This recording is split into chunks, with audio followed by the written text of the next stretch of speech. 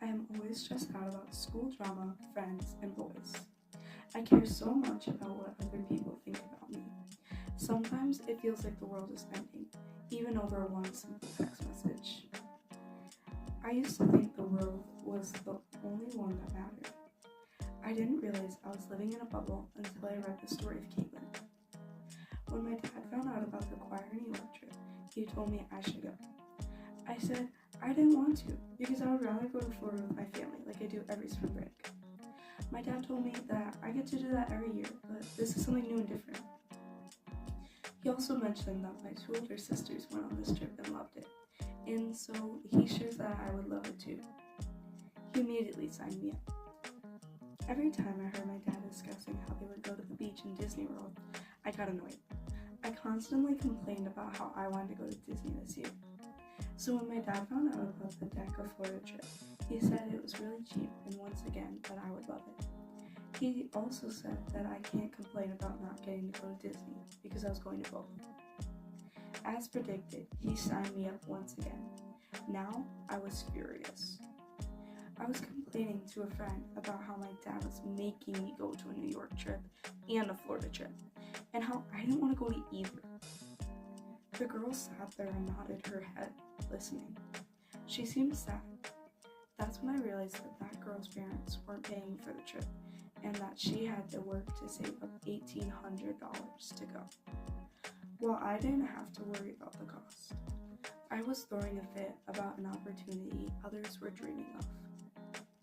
I didn't realize it at the time, but I was living the exact same life of shallow awareness that Caitlin describes in her early letters.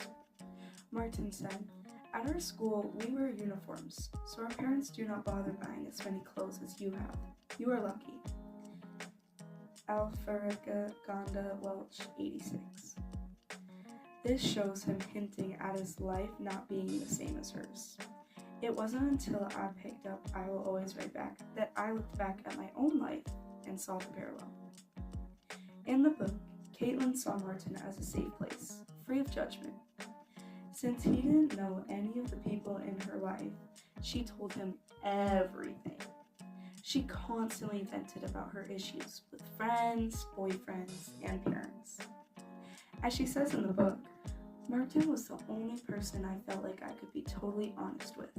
I never worried that he would judge or tease. On the contrary, I could tell Martin whatever was happening in my life, knowing he would always take my side no matter what. Alifirenka, Ganda, Welch, 85. The letters weren't just full of her drama, but her lifestyle. She also sent him many photos of herself while he was struggling to afford a single steal. Her awareness began to shift when she saw the news of protests in Zimbabwe. As she watched the BBC News report, she stated, "Suddenly, terrifying images flashed before my eyes. There were riots in the streets. Soldiers were clubbing people. Gunfire sparkled and crackled. Sirens blared. I realized how ridiculous I was being. My friend was in serious trouble. He needed my help.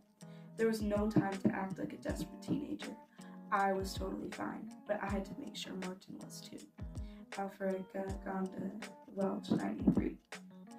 This is where she realized that while she was worried about middle-class problems, Martin was worried about survival.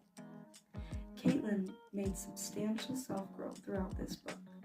When her parents hesitated to help, she told them, "Martin is my best friend, and he is in serious trouble. I need your help. I cannot do it myself anymore." Alifirenka, Ganda, Welch, 142. This is a strong quote that shows how she went from looking at Martin through her own lens to being an advocate for him. In Caitlin's eyes, it wasn't just about sending money. It was about being aware that her insignificant issues were luxury. Looking at her own dinner, she realized, "I could not think about meatloaf or ranch versus Thousand Island dressing. The amount of food on our table made me queasy. I can go to any college I want," I said. "If I start working really hard, I could even get a scholarship." Martin doesn't have those options. Alifirenka, Ganda, Welch, 141. Once she tried to look through his perspective, she realized how bad it was. Awareness isn't just about knowing someone else is hurting, it's changing how you view your own life because of it. Through her, I learned that awareness isn't just a feeling, it's a change in perspective.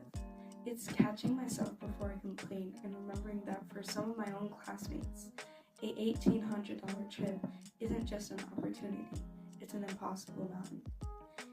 Caitlin looks back on her own growth and realizes she had to step out of her small, insular world of Hatfield to see what life was like for other kids in faraway places. Alifirenka, Ganda, Welch, 388. Caitlin learned to look outside her inner circle, and because of her story, I'm finally learning to do the same.